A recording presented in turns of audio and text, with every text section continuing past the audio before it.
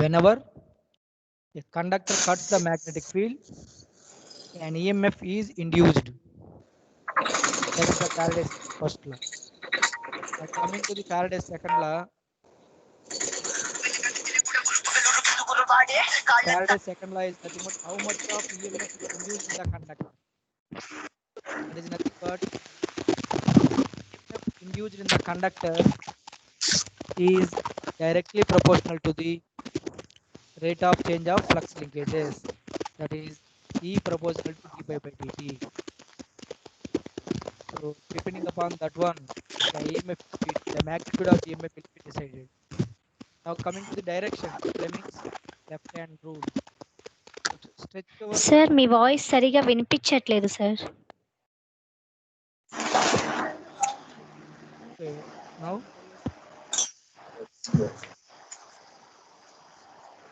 audible. So my voice is audible or not?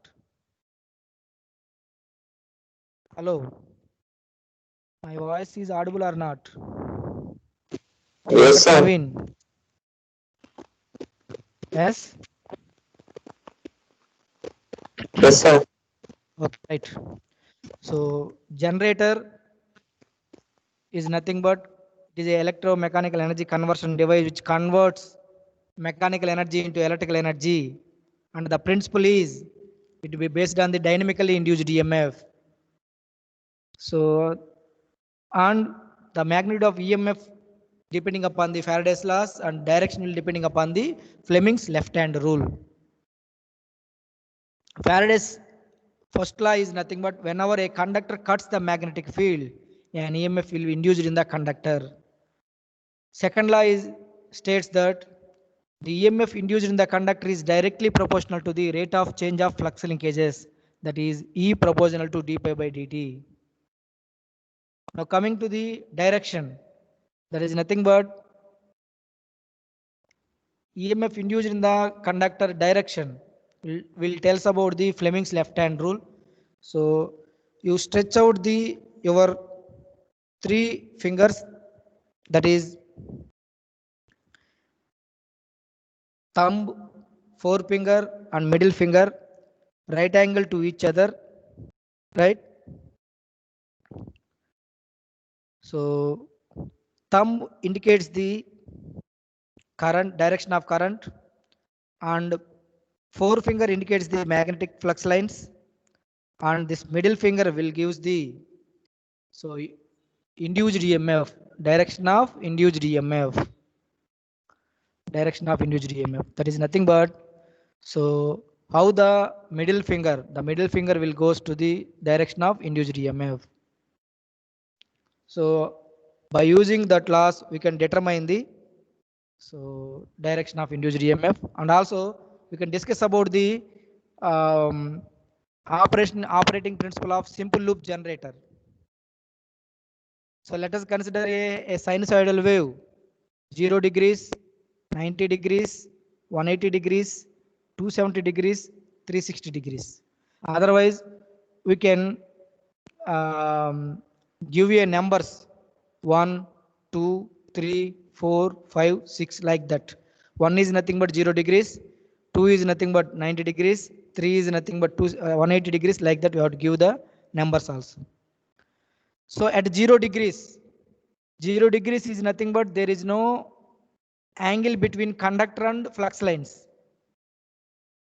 There is no angle between conductor and flux line. That means both are running in parallel. Whenever both are running in parallel, so conductor and magnetic flux lines does not touch at all. So whenever flux lines and conductor does not touch to each other, there is no flux line, there is no flux, there is no cutting of flux. d pi by dt is 0 at 0 degrees. So E proportional to d pi by dt, so E is equal to 0. Now coming to the 90 degrees, both are perpendicular to each other. So maximum flux cutted by the conductor. So d pi by dt is maximum. So EMF is maximum. Again coming to the 180 degrees, both are parallel but reverse direction. So whenever conductor and magnetic parallel is nothing but cutting off flux is zero. Cutting off flux is zero is nothing but EMF is zero. Again 270 degrees. Again perpendicular to each other but in reverse direction. So that's why EMF is negative maximum. And again 360 degrees, same as 0 degrees. Like that, a alternating curve will be developed in the armature of a DC generator. But our main aim is DC generator is nothing but at load terminals, we have to give the DC supply, not AC supply. But in armature, AC supply is generated. Now that AC supply is converted to DC supply with the help of commutator. Commutator is a device which converts AC to DC in a DC generator and AC to DC in a motor. That means commutator will act as a mechanical rectifier in DC generator, mechanical inverter in DC motor. So, right? So on that way, on this process, so the operation of a generator will be explained. So please mute your audio. Some of the persons they unmute. Deepa, please mute your audio. And all of you don't touch your phone. I mean, don't touch your slides because you have to take control. So here, so all of you please listen. Don't take control. So don't touch the slides. If you touch the slides, so here I am. So already I am telling last class also I am facing this type of problem. So everyone don't touch your slide phone. So here slide is absent.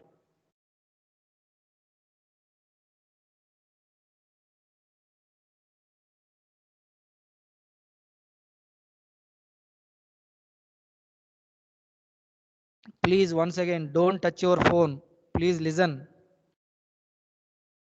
If you are take control here, the slides are not moving. That is a big problem. Last class also and recording also problem.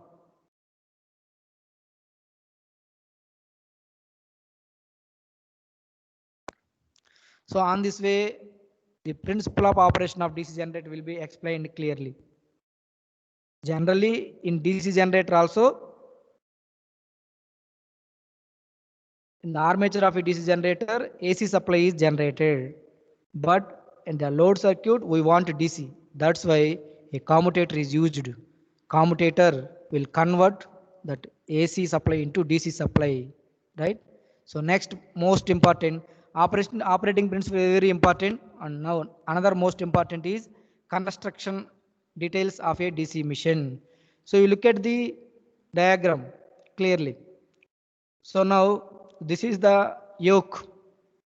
Topmost layer is called yoke, and this one is the pole, 4 poles, and wire is called field winding, right?